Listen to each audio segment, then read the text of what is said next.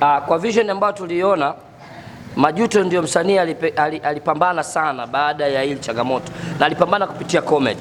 Kwetu sisi Tanga filamu ni urithi, ndio maana mpaka leo unajikuta mtu umesoma kitu kingine, lakini kile ambacho umerithishwa na wazee wako ndio unatamani kukifanya, na ndio maana tumeacha zile professional tulizokuwa tumezisomea, tumerudi kwenye filamu.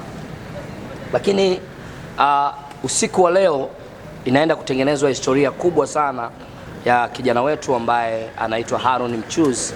Ni historia ambayo inaonyesha kwamba huyu kijana alianza kupambana katika sehemu tofauti tofauti, kufanya kazi tofauti tofauti na watu tofauti tofauti, lakini usiku wa leo anaenda kufanya jambo lake. Amevuka kutoka kwenye msanii wa kawaida, sasa hivi ameingia kwenye uzalishaji wa filamu.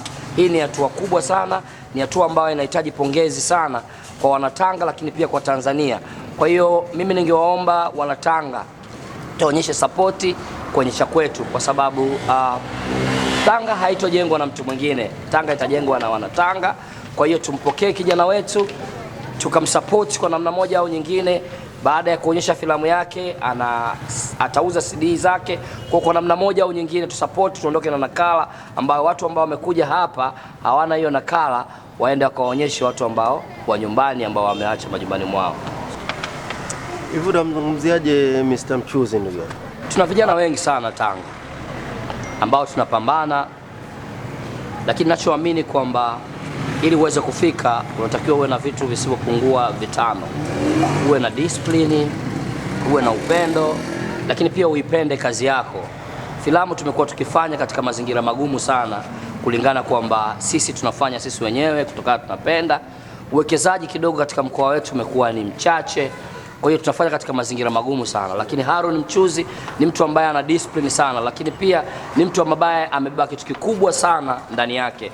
Na ndio maana hata mimi baada ya kuiona sana yake, kuna siku nilijaribu kubadilisha character, kwa sababu tulikuwa tumekosa nembo ya Tanga. Nilibadilisha character, nikasema kwamba huyu acheze Mgosi, yani acheze Msambaa. Ukizungumzia Msambaa ni kabila kubwa sana katika mkoa wetu wa Tanga. Kwa hiyo tukipata mtu ambaye ana lafuzi ya Kisambaa au tukipata mtu ambaye ana lafuzi ya Kidigo, tutakuwa tumepata nembo ya Tanga. Kwa hiyo nilijaribu kumwambia Mchuzi, unatakiwa ucheze hii, na ilikuwa ni mazingira ya location kabisa. Nimemuita tu na script, amekuja kuchukua location, lakini aliweza kufit, na hapa ndipo lilipozaliwa jina la Mchuzi Mgosi. Mimi ninachoweza kusema tu, Mungu ambariki Watanzania na Wanatanga kwa pamoja, tumpambanie, tumpokee kijana wetu, kwa sababu leo usiku anaenda kuwa producer. Ina maana ni mtu ambaye anaweza kufanya kazi zake na kujisimamia.